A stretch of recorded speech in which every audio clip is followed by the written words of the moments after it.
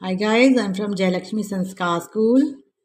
Today we will do some advanced English structures. कुछ मैं आपको sentences, simple sentences हम लोग करेंगे जो आप डेली यूसेज में करते हैं और उनको इंग्लिश में क्या कहते हैं। इससे आपकी इंग्लिश कन्वर्सेशन इम्प्रूव होगी और अगर आप इसकी डेली प्रैक्टिस करेंगे तो आप काफ़ी अच्छी इंग्लिश बोल पाएंगे। ये बहुत ही डेली यूज़ के सेंटेंसेस हैं, simple easy, you can learn them how to speak and अगर आप नहीं बोलते हैं तो you can start speaking with these simple sentences. इन छोटे छोटे सिंपल सेंटेंसेस से आप शुरुआत कर सकते हैं।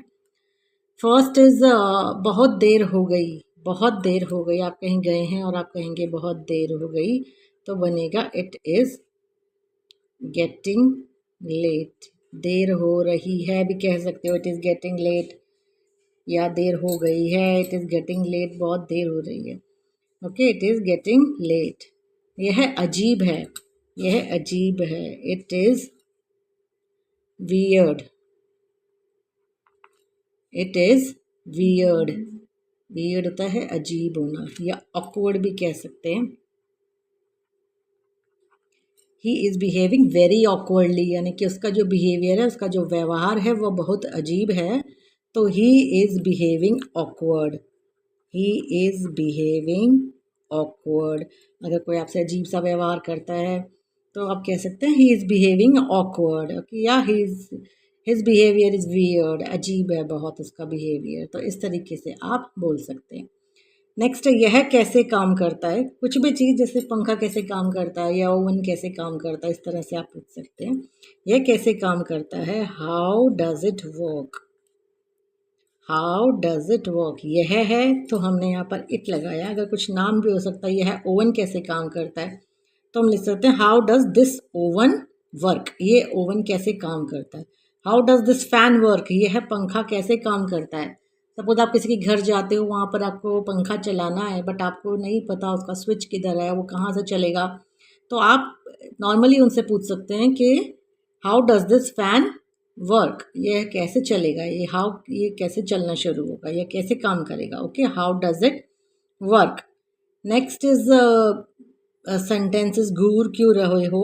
Okay, why are you staring. घूरने की जो इंग्लिश होती है वो होती है स्टेयरिंग।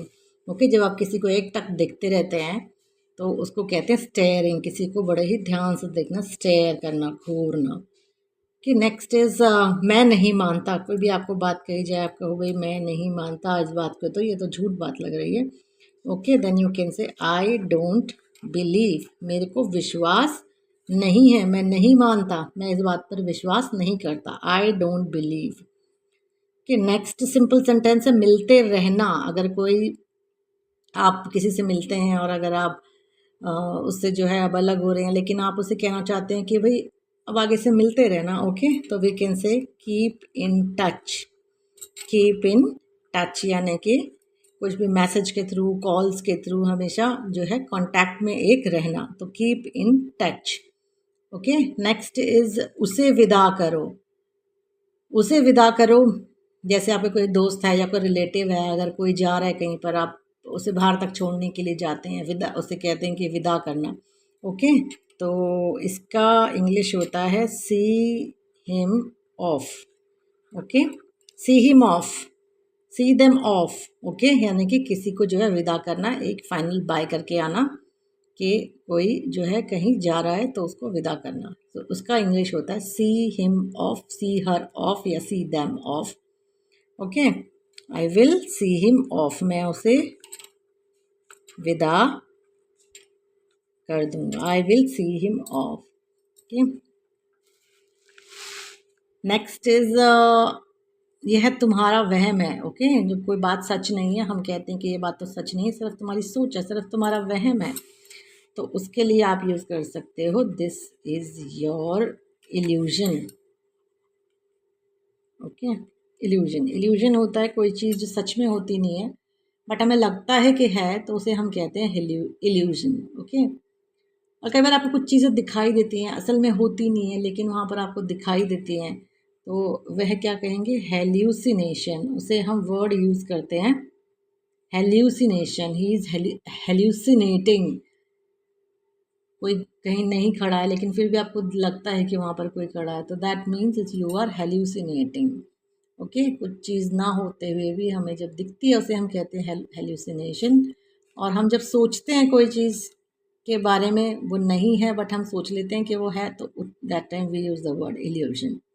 नेक्स्ट आपका जो सेंटेंस है वह है आश्चर्यजनक है। Okay, this can't be true, ये सच नहीं हो सकता, ये तो बहुत ही आश्चर्यजनक है, यानी कि this is amazing, this is amazing. Okay, या आप कई बार किसी चीज़ की तारीफ़ करने के लिए भी यूज़ कर सकते हैं। अगर आपसे पूछे कि खाना कैसे बना है, आप कह सकते दिस इज़ अमेजिंग, ये बहुत ही अच्छा बना है, आश्चर्यजनक तरीके से अच्छा बना है। ओके, किसी चीज़ पर जब हमें विश्वास नहीं होता, आश्चर्य हो जाता है, उसके लिए हम वर्ड यूज़ करते हैं अमेजिंग। ओके, नेक्स्ट इज मैं इसे बर्दाश्त नहीं कर सकता। आई कांट, बर्दाश्त करने की इंग्लिश होती है tolerate. I can't tolerate this, मैं इसको बर्दाश्त नहीं कर सकता। ओके, आई कांट टॉलरेट, अगर हम किसी को बर्दाश्त नहीं कर सकते, अगर कोई पर्सन है तो हम यूज़ करेंगे आई कांट टॉलरेट हिम, मैं उसको बर्दाश्त नहीं कर सकता। ओके, नेक्स्ट इज़ मेरी तबीयत ठीक नहीं है। ओके, ये तो बहुत ही सिंपल सेंटेंस है, आप बहुत बार यूज़ करते होंगे मेरी तबीयत ठीक नहीं है। इसका सिंपल सेंटेंस है I am not feeling well. I am not feeling well मतलब मैं ठीक फील नहीं कर रहा हूँ, मेरी तबीयत ठीक नहीं है। I am not feeling well. Okay, next आपका जो एक इम्पेरेटिव सेंटेंस है, यहाँ पर सब्जी छौंक दो, सब्जी छौंक दो। छौंकने का अगर आपको पता है जो है इंग्लिश क्या होती है, छौंकने की इंग्लिश होती है temper, to temper something. Okay, यहाँ पे टेम्पर आपका वर्ब है। ओके, तो we will say temper the vegetables, temper the vegetables, temper the curry. Okay, तो तरी वाली कोई सब्जी तो आप उसे करी भी कह सकते हैं। Okay, temple the curry, temple the vegetable. Okay, सब्जी को छौंक दो, छौंकने की इंग्लिश होती है to temper something. Okay, next is बिस्तर ठीक कर दो, बिस्तर ठीक कर दो, make the bed, make the bed, बिस्तर ठीक कर दो। ओके, इसको आप अलग अलग टेंसेस में भी बना सकते हैं, जैसे बिस्तर ठीक कर दिया, I have made the bed, मैं बिस्तर ठीक करूँगा, I will make the bed. Okay, तो इस तरीके से आप, अगर आपको वर्ब्स की या छोटे छोटे वर्ड्स की इंग्लिश मालूम है, वोकेबलरी मालूम है, तो आप सिंपल सेंटेंसेस इजीली बना सकते हैं। ओके, और अपनी कन्वर्सेशन को स्टार्ट कर सकते हैं। नेक्स्ट है यह आपके लिए अच्छा होगा, इसकी इंग्लिश हो जाएगी this will be better for you, यह आपके लिए अच्छा होगा, this will be better for, गलती है, यह तुम्हारी गलती है, this is your fault, fault होना मीन्स गलती होना, दिस इज योर फॉल्ट, यह तुम्हारी गलती है। Okay, he is ill because of, he is sick because of your fault, वो तुम्हारी गलती के कारण बीमार है। He died because of your fault, तुम्हारी गलती से उसकी मृत्यु हो गई। तो इस तरीके से आप इन छोटे छोटे जो है सेंटेंसेस से इंग्लिश में बनाना सीखिए, प्रैक्टिस कीजिए। कल भी मैंने आपको कहा था कि 4 बार कम से कम इनको आप लाउडली बोलें, बिकॉज रेपिटेशन जो होता है वो आपको चीज़ों को लॉन्ग टर्म मेमोरी में डालता है, और इसी तभी आप इन्हें अपनी स्पीकिंग में यूज़ कर पाएंगे और ये आपकी एक कन्वर्सेशन का हिस्सा बन जाएंगे। Okay, so I hope this video was helpful for you. If you have any simple sentence which you want me to translate for you, then you are free to put it in the comment box. Okay, guys. Thank you for watching, and if you like the video, then please share and subscribe. Thank you, guys.